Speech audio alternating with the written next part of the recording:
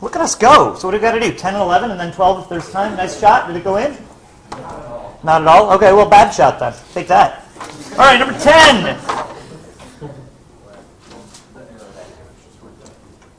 Number 10. All right, two blocks of weights 3.6 newtons and 7.2 newtons are connected by a massless string that slides down a 30-degree inclined plane. All right. Assuming the lighter block leads. Okay, so here we go. So we got two blocks. Heavy block, light block.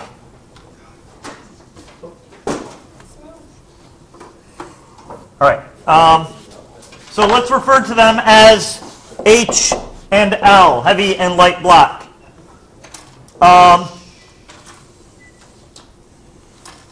So here's what we know. We know that this angle here is 30 degrees. We know that the force of gravity on the heavy block is 7.2 newtons, and the force of gravity on the light block is 3.6 newtons. We know that the coefficient of kinetic friction for the heavy block is 0.2, and the coefficient of friction for the lighter block is 0.1. All right, and then what are we trying to find? We're trying to find the acceleration of the blocks. All right, so first of all, it's worth taking a moment to process the following fact. Are we certain that the two boxes are going to move with the same acceleration? No. We're not yet, but we can be by making some minor observations. All right, so here's a thing you guys should know. When you're dealing with an inclined plane problem, all right, if the only forces on it are gravity, normal force, and friction, then the only thing that determines the acceleration will be the angle and the coefficient of friction. In other words, the mass doesn't matter, okay? Because increasing the mass will increase Fg, Fn, and force of friction proportionally, and so you get the same acceleration. What if the coefficients of friction are different? Okay, so what if they're different? Well, so the one with the lower coefficient will move faster. Which one has the lower coefficient of friction? The lighter one does. So when I connect them with a string, the lighter one wants to go faster, but it can't because that string is holding it back. So I am now convinced that they are going to move together. Is everybody else convinced? Yes. Does anybody not understand why that's true? Yes. I lost you? Yeah. Okay. Suppose that I took an ice cube and tied it to this little carton. Yeah. Okay, so the ice cube is down here, right? If I tip it, well, so if the ice cube's here, do you agree that this is the restricting factor in the ice cube's motion? Yeah. Because the ice cube is slippery, right? Okay? But once I get it so that everything moves, they're both going to move, right? Yeah. Is the ice cube going to go faster than this? Okay. No. Is this going to go faster than the ice cube? No. No, because it's got a rougher coefficient of friction, right? And that's going to slow down its motion. Okay. Follow? Yeah. Everybody good? Yeah. All right.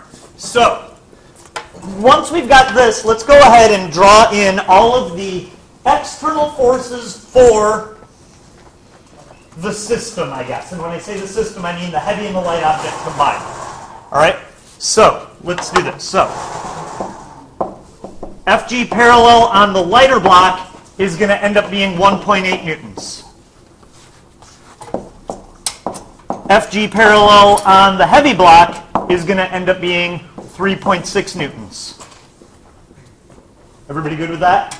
Yeah. All right. Now, there's normal force and perpendicular components that are going to cancel, right? Really, the only reason that we need those normal forces is to find friction, right? Does anybody know these forces of friction? What's the force of kinetic friction on the lighter block? Anybody figure it out? Negative 0.312. Can anybody confirm or disagree with that number? That's correct. Confirmed? Okay. And then if I remember right, this one, because it's got twice the mass and half the coefficient, it ends up with the same force of friction, right? Yeah. Is that correct? No, Oh, wait. Oh, no. So it's going to be 4 times as big. My bad. Yeah, I got negative Just double? Why am I dumb? 1.246. No, it would be around 4 times. Yes, right? What is it? So 1 point, yes, 4 times as big, right. Double the mass, double the coefficient. Yes. So the force of friction kinetic on the heavy block is 1.248. All right. So let me pause there for a minute. I just did a lot of like hand wavy calculations. Is everybody okay with how I got all of that? Yes.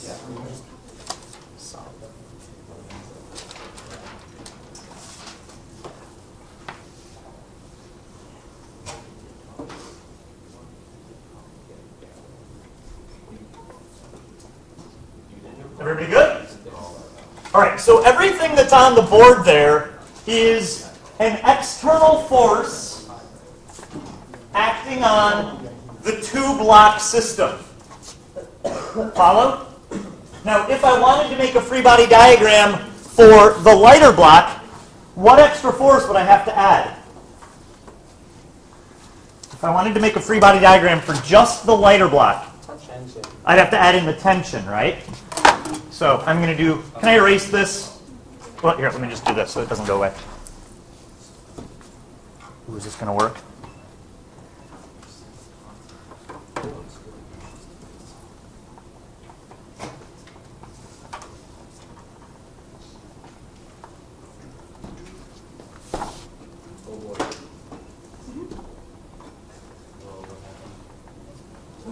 That's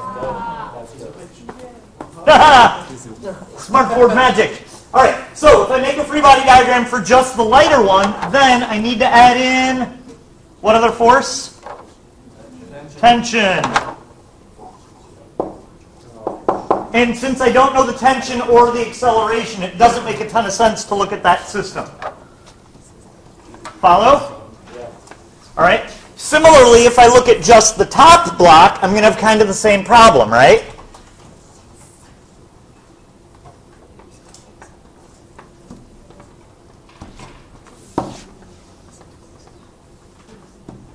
And I foolishly put the top block on the bottom, which was dumb. I apologize. That's going to be confusing.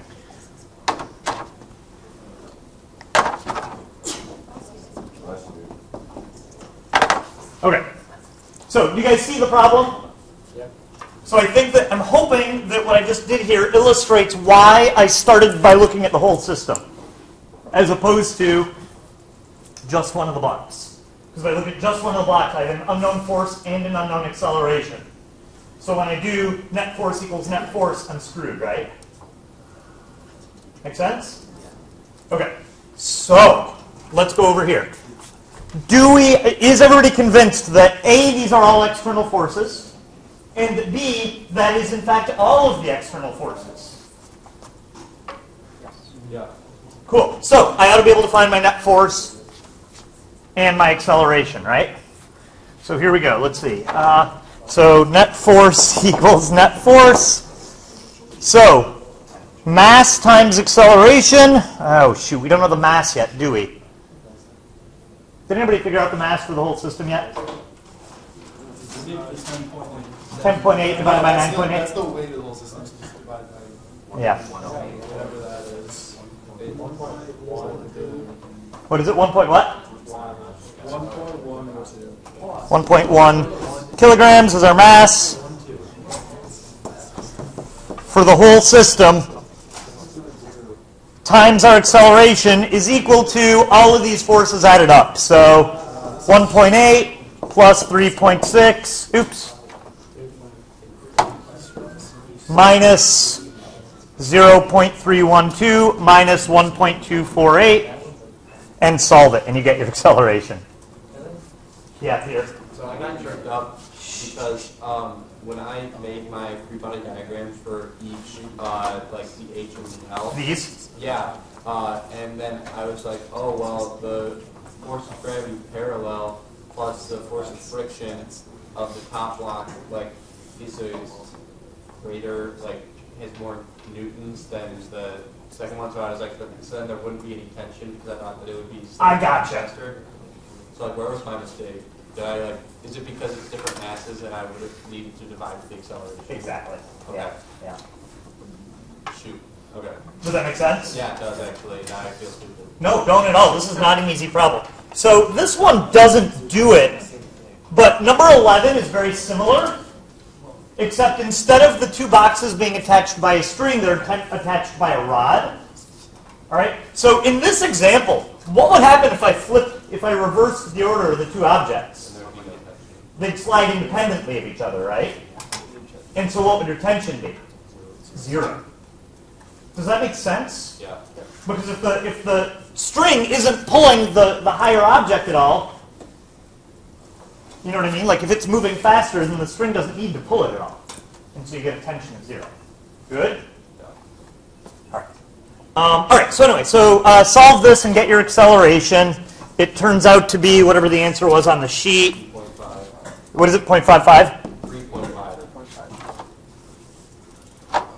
3.5 Yep. meters a second squared.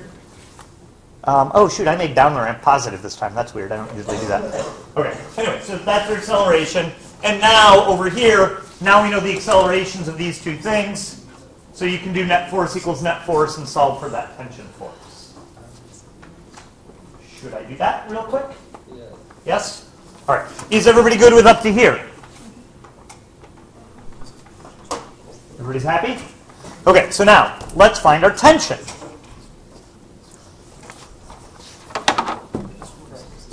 All right, so to find tension, you got to pick a block. Anybody got a preference about which block we look at? Big H? Done. So here we go. So I'm just going to do net force equals net force. So the mass of the big block is whatever 7.2 divided by 9.8 is. 0.735. Thank you. 0.735 kilograms. Times, I just found the acceleration, and it was about 3.5 meters a second squared. I'm assuming that number's rounded. Yeah. Yeah, it's 3.49. Okay, so 3.49 something something. So just know that that's going to cause you a little bit of error in your tension unless you go up and grab that number from your calculator. Okay, so that then has to equal, well, let's see, what forces act on big H? Well, there's kinetic friction, parallel, and tension. So, looks to me like negative 1.248 working against the acceleration, plus 3.6 newtons working with the acceleration, plus that mysterious tension force. And then solve for the tension, and that should give you the answer.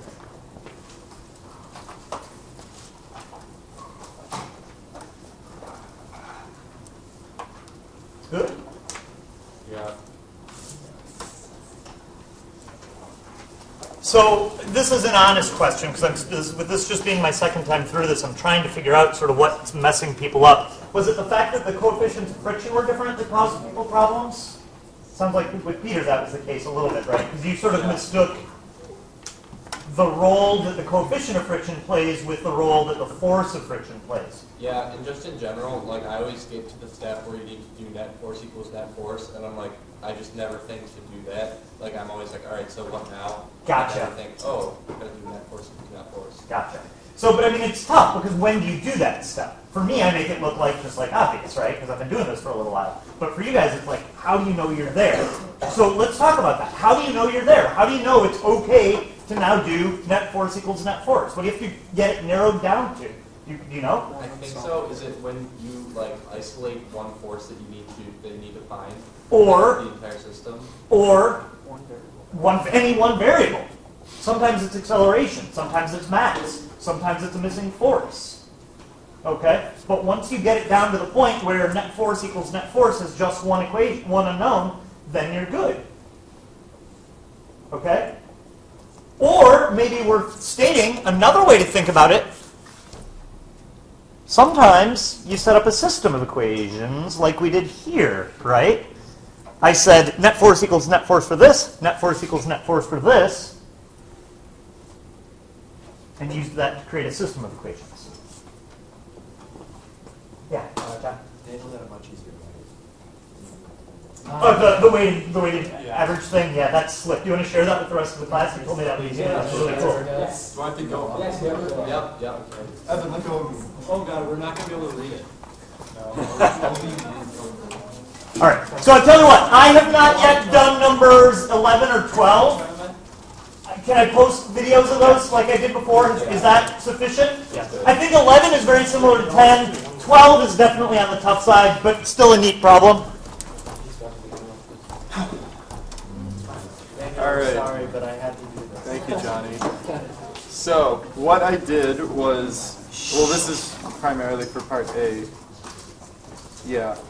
So instead of doing all the free body diagram work with each individual part of the system, for the friction aspect of it, I did a weighted average of the coefficients dependent upon the mass of each part. So basically,